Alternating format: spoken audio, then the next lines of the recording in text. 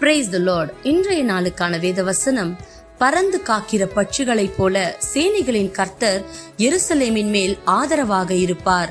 அவர் அதை காத்து தப்ப பண்ணுவார். அவர் கடந்து வந்து அதை விடுவிப்பார். ஏசாயா 31:5.